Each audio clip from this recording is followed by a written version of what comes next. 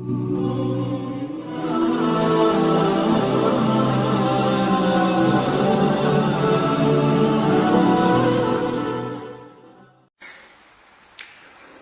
للہ وکفا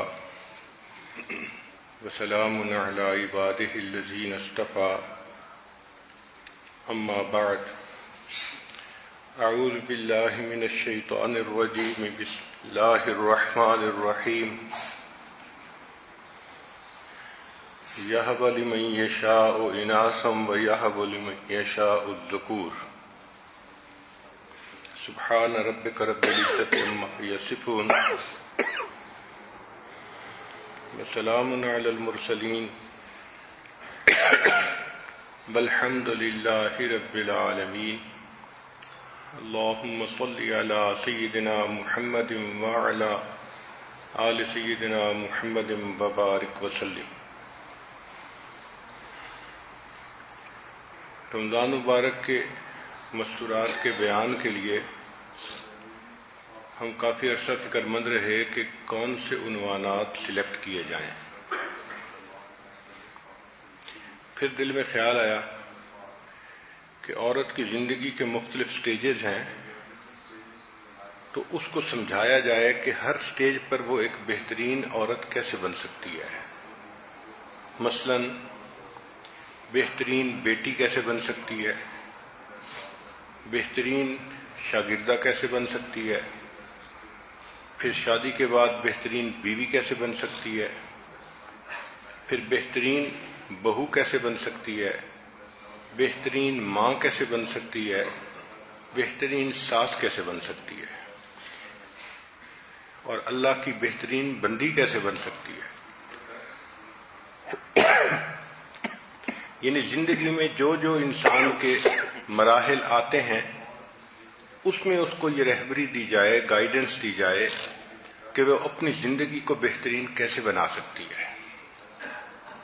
اس پر ہم نے مارکیٹ میں کتابیں دیکھیں تو دو چار کتابیں ملیں مثالی میاں بیوی کے عنوان پر، لیکن جب ان کو بھی پڑھا تو ان میں کوئی اتنا رچ مٹیریل نہیں تھا، اتنی زیادہ انفارمیشن نہیں تھی کہ سٹیپ بائی سٹیپ انسان اپنی زندگی کو بہتر بنا سکے۔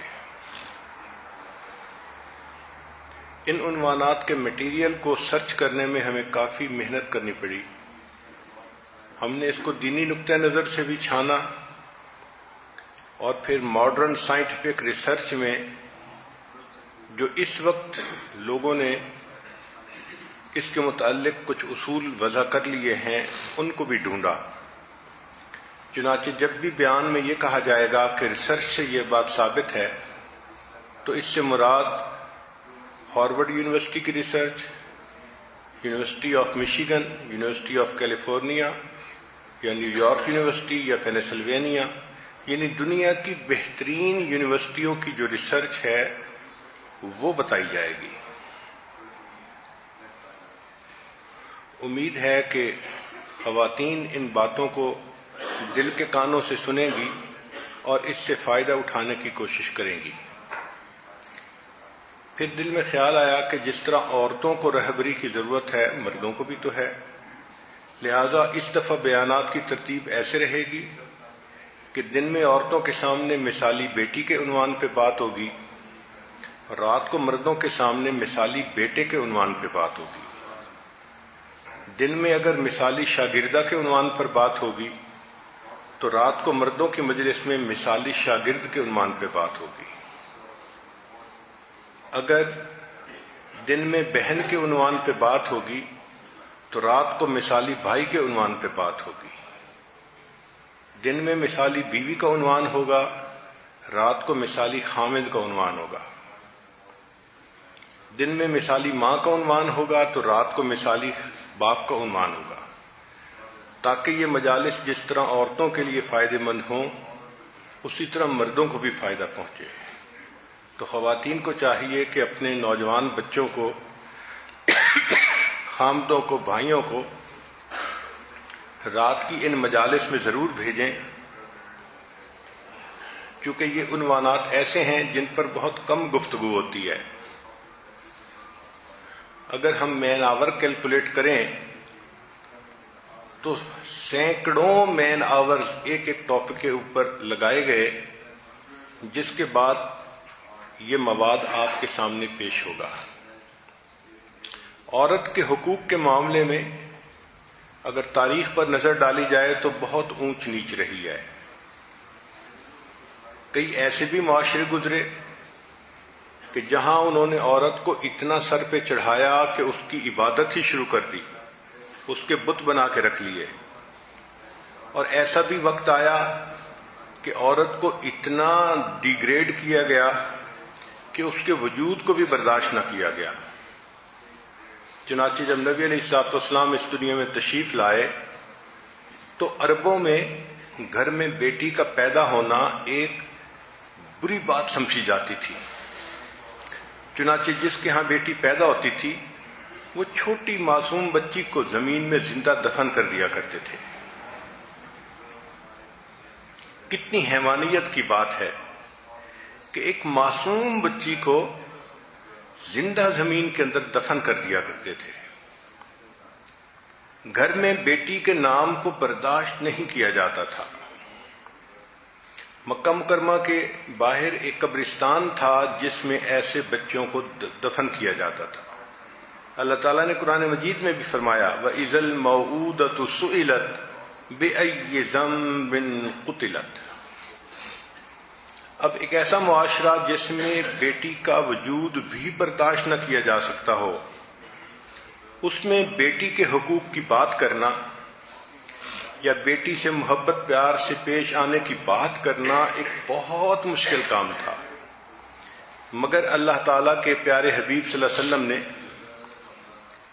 بیٹیوں پر احسان فرمایا اور لوگوں کو ان کے حقوق بتائے۔ نبی علیہ السلام نے ارشاد فرمایا کہ جس شخص کی 2 بیٹیاں ہوں وہ ان کی اچھی تربیت کرے، اچھی تعلیم دے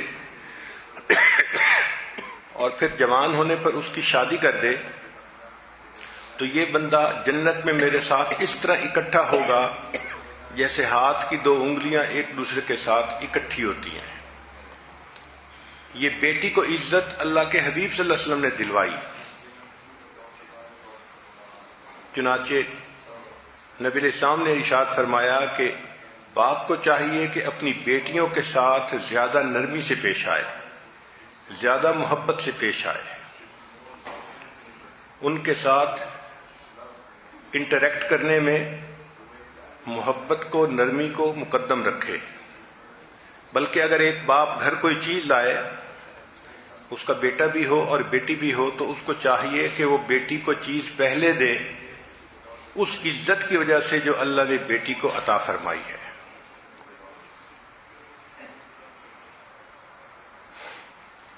نبی علیہ السلام تشریف فرما تھے، ایک صحابی آئے، اے اللہ کے حبیب صلی اللہ علیہ وسلم، میں نے اپنی زندگی میں بہت بڑے بڑے گناہ کیے ہیں۔ نبی علیہ السلام نے بتایا کہ اسلام لانے سے پہلے کے جتنے گناہ ہوتے ہیں اللہ تعالیٰ ان تمام گناہوں کو معاف فرما دیتے ہیں۔ اس کی آنکھوں میں آنسو آ گئے۔ اے اللہ کے حبیب صلی اللہ علیہ وسلم، اس گناہ کو بتاتے ہوئے بھی مجھے اس وقت ندامت ہو رہی ہے کہ میں انسان تھا یا میں حیوان تھا، میں نے یہ گناہ کر کیسے لیا؟ نبی علیہ السلام نے پھر اسے سمجھایا کہ اسلام سے پہلے کے جتنے بھی گناہ ہوں گے سب معاف ہو گئے۔ پھر اس نے کہا کہ اے اللہ کے حبیب صلی اللہ علیہ وسلم، ہمارا معاشرہ ایسا تھا کہ گھر کے اندر ہم بیٹی کے وجود کو پسند ہی نہیں کیا کرتے تھے۔ جس کے ہاں بیٹی ہوتی تھی وہ چھوٹی معصوم بچی کو زندہ زمین کے اندر دفن کر دیا کرتا تھا۔ میرا بھی یہی ذہن تھا۔ ایک مرتبہ میری بیوی حاملہ تھی، میں تجارتی سفر کے لیے کہیں چلا گیا۔ جب واپس آیا تو پتہ چلا کہ بیوی حمل سے فارغ ہو چکی۔ میں نے اس سے پوچھا کہ تمہارے ہاں کیا ہوا؟ اس نے کہا کہ بیٹی کی ولادت ہوئی تھی اور میں نے بیٹی کو ٹھکانے لگا دیا۔ میں مطمئن ہو گیا، چلو قصہ تمام ہو گیا۔ مگر حقیقت یہ تھی کہ میری بیوی نے اپنی بیٹی کو اپنی بہن کے ہاں دور بھیج دیا تھا۔ اس زمانے میں چونکہ اتنی آمد و رفت عام نہیں تھی، مہینوں اور سالوں کے بعد رشتہ دار ایک دوسرے کو ملتے تھے تو صحیح خبر کا پتہ نہیں چلتا تھا۔ چنانچہ یہ بچی میری بیوی کے بہن کے گھر پلتی رہی، حتیٰ کہ یہ چلنے پھرنے کے قابل ہو گئی۔ کبھی وہ بہن میری بیوی کو ملنے کے لیے آتی تو یہ بچی بھی ساتھ ہوتی۔ میں اسے اپنی سالی کی بیٹی ہی سمجھتا رہا۔ اب چھوٹی بچی جب گھر میں آتی تو کبھی مجھ سے بات کرتی، کبھی مجھے دیکھتی، کبھی ہنستی مسکراتی تو مجھے اچھی لگتی، تو میں اس چھوٹی سی بچی کے ساتھ محبت سے پیش آتا، حتیٰ کہ چند مرتبہ آنے کے بعد مجھے اس بچی کے ساتھ ایک اٹیچمنٹ فیل ہونے لگی۔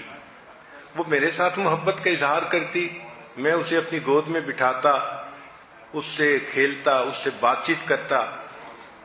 جب میری بیوی نے دیکھا کہ اس بچی کے ساتھ میری محبت کا رشتہ مضبوط ہو گیا تو ایک دن اس نے ڈسکلوز کیا کہ یہ میری بہن کی بیٹی نہیں، یہ تو میری بیٹی ہے، میں نے اسے وہاں بھیج دیا تھا، اور دیکھیں ہماری بیٹی کتنی خوبصورت ہے، کتنی پیاری ہے، کتنی معصوم باتیں کرتی ہے۔